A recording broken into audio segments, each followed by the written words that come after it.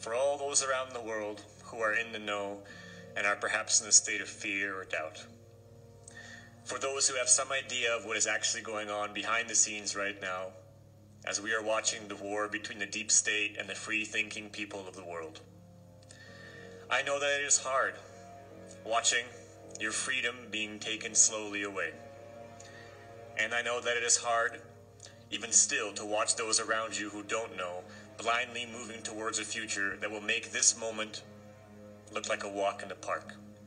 And I know that it is hard to watch as others resist, especially your loved ones, any new information that could potentially free their minds. But this is not a message of hopelessness.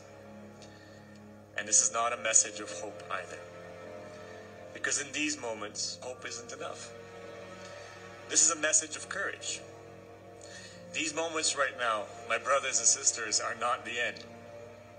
These moments right now define us to the very core of who we are and test us to the very bottom of our humanity. If you find yourself in dismay, if you find yourself in fear, don't stay there. Feel the fear, feel the dismay, entertain it even, but do not stay there. Go beyond that veil of hopelessness.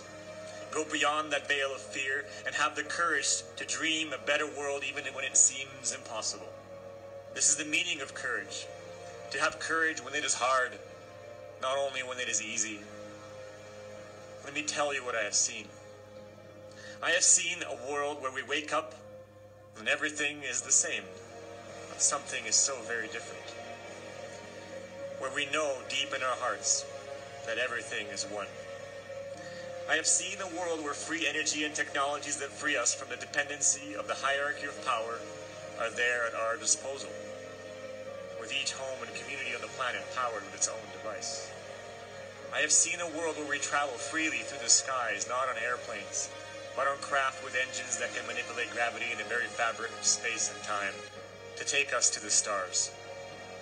Families and communities uniting together in the name of freedom of thought and the development and emergence of source consciousness.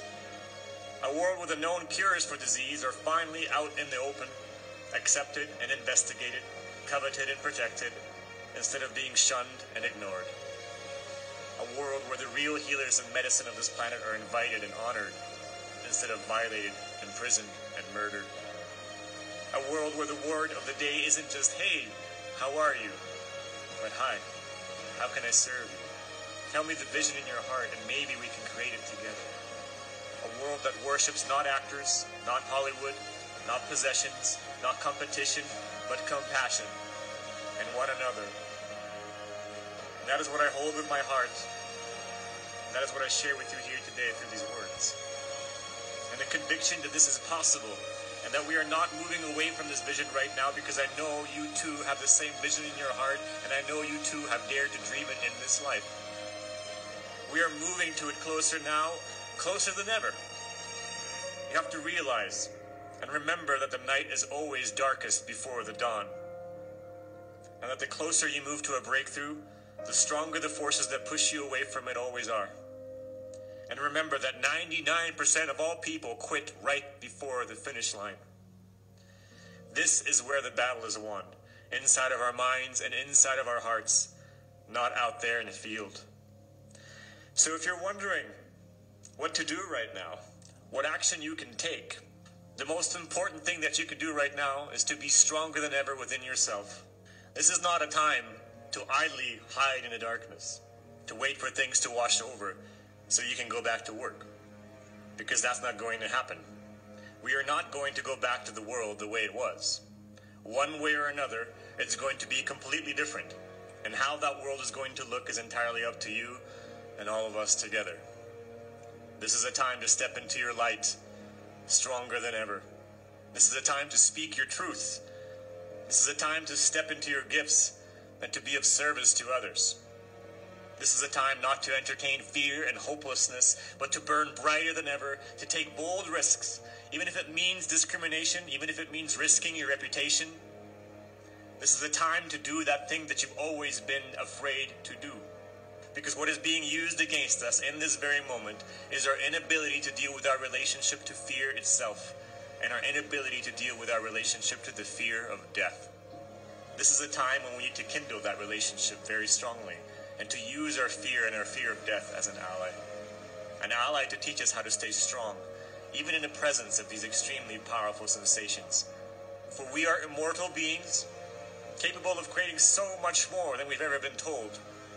We are capable of creating a world of peace, a world operated by our own consciousness that is free and limitless, where we are free to finally bring forth the technologies and ideas that will solve the greatest problems facing humanity, and so much more.